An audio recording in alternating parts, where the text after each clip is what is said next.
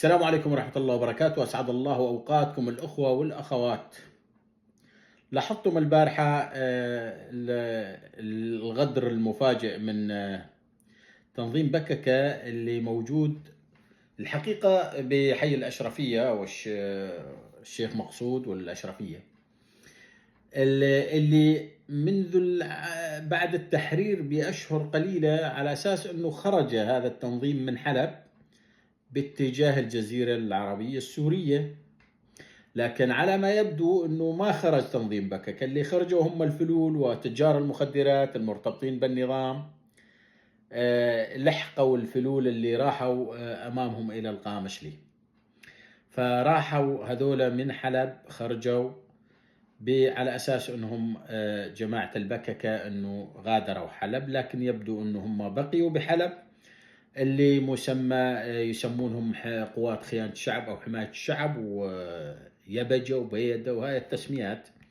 لكن يبدو أنه فعلا هذا الأوكار، والأوكار هذا أمر لم يعد مقبول الحقيقة، أنه تبقى أوكار بنص حلب، أوكار للمخدرات، أوكار للجريمة، أوكار للفلول، أوكار يعني أوكار عصابة إرهابية عابرة للحدود جايين.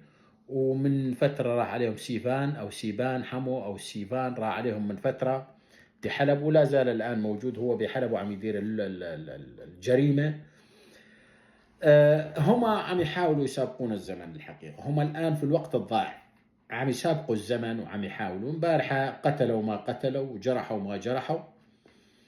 الدولة السورية عم تحاول تمارس أقصى درجات ضبط النفس وتسجل كل هذه الخروقات وتبلغ بها الضامن للاتفاق توقيع 10 من آذار ومن هو كفيل أو يحمي هذه التنظيمات الإرهابية العابرة للحدود. على أي حال، الأيام القادمة ستكون إن شاء الله تعالى فيها مفاجآت كثيرة.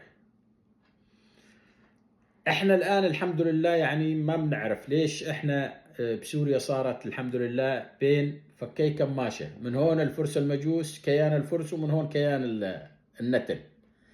النتن يريد زعزعة استقرار سوريا وتفتيتها على أساس عرقي وطائفي، والفرس المجوس يريدون تفتيت سوريا على أساس عرقي وطائفي، والاثنين مصلحتهم التقت في تفتيت سوريا وتدمير سوريا.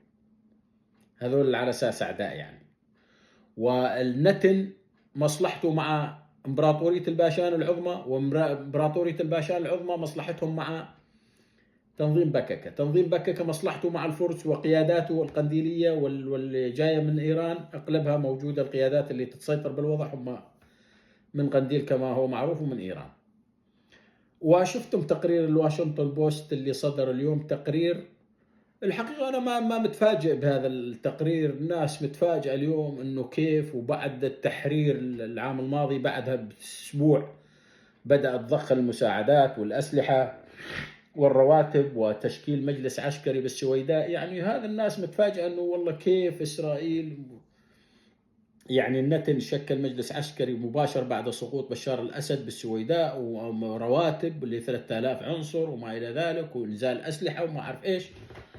يعني هذا الكلام اللي متفاجئين منه ما بعرف ليش متفاجئين منه، أمر طبيعي هذا. يعني ليش حكمة ياهو منين له هالإصرار؟ يعني هالإصرار مباشرة اتهم الحكومة بالدعشنة، ومباشرة أعلن أنه لا وفاق ولا توافق مع الحكومة. منين جايته هاي البطولات؟ هذا حكمة ياهو منين جايه هذا الشيء؟ طبعا هذا الشيء جاي من عند النتن، والنتن كان يدعمه بكل ما أوتي وإلى الآن، وهم بحاجة. طبعا تنظيم بكك أيضا مقدم 500 ألف دولار على أساس للحكمة ياهو آنذاك حينها. لكن يعني أمر طبيعي، هذا هو الحقيقة اللي الناس لازم تعرفها. ما في داعي لا واشنطن بوست ولا تسريبات ولا مسؤولين من الكيان يصرحون للواشنطن بوست. هذا أمر طبيعي تعاونهم، هم يتعاونون مع الشيطان. يعني التقوا بحزب اللات في لبنان، التقوا بالكيان في اليونان مع قبرص، يعني هم عم يستجدوا كل العالم لتفتيت سوريا وتخريب سوريا. فهذول العدو اليوم، العدو عدوك الداخلي يلي أعلن نفسه أنه عدو إلك. يا أما أنا أحكمك كأقلية وأبيدك، يا أما إذا أنت تحكم بدي أخرب البلد وقسم البلد. فالجماعة عم يعلنون حالهم أنهم أعداء، أعداء واضحين يعني لك ولبلدك. فما أعتقد أنه بعد اليوم في هذا تستطيع تثق فيه، أو خلص انتهى يعني. خلص تنظيم بككة وعصابتهم لا علاقة لهم بهن الأكراد، والتعامل معهم يجب أن يكون مختلف في الأيام القادمة إن شاء الله تعالى. وكذلك عصابة حكمة ياهو. طبعا عصابة حكمة ياهو معروفين لأهلنا بالسويداء، كل أهلنا بالسويداء يعرفوهم. والآن التنسيق مع حزب الله والحزب القومي السوري، والتنسيق مع الكيان، والتنسيق مع الفرس شغال، والتنسيق مع العراق. حكومة العراق مقبلة على مصير، تختار مصيرها بنفسها، يا أما هرايا ورا على قولات أهلنا الأكراد.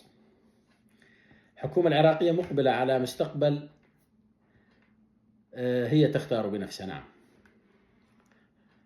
فأما تختار إيران، وأما تختار أن تكون دولة واحدة منها.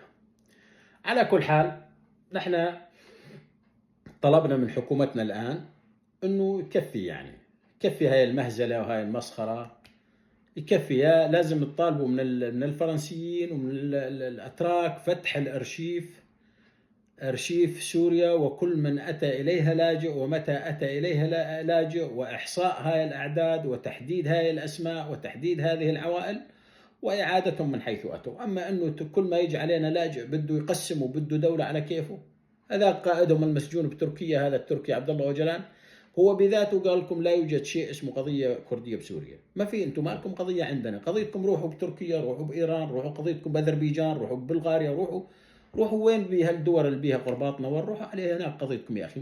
قضيتكم مو بسوريا. هذا معلمكم وجلان عم يقول لكم ما في قضية عندنا بسوريا. فاحنا نطالب حكومتنا بالصراحه انه تروح تطالب الفرنسيين والعثمانيين بتركيا بفتح الارشيف، وشوفوا كل شيء اجى على سوريا. اذا احنا جينا على سوريا لاجئين نرجع من حيث اتينا، واذا هم اجوا لاجئين يرجعون من حيث اتوا. مين اجى لاجئ خليه يرجع. بدنا نفتح الارشيف من 1920 وانت جاي شوف لنا كل شيء اجى على سوريا لاجئ، خليه يمشي على بلده. مو كل ما يجينا لاجئ بعد كم سنه ياخذ الجنسيه وبده يفتت سوريا على كيفه. فحكومتنا ما بعرف ليش يعني هذا الصبر العجيب الغريب الحقيقه غير مفهوم. ان شاء الله خير يبين من هون بعد راس سنه، ان شاء الله كله يبين، تفتح الامور. السلام عليكم.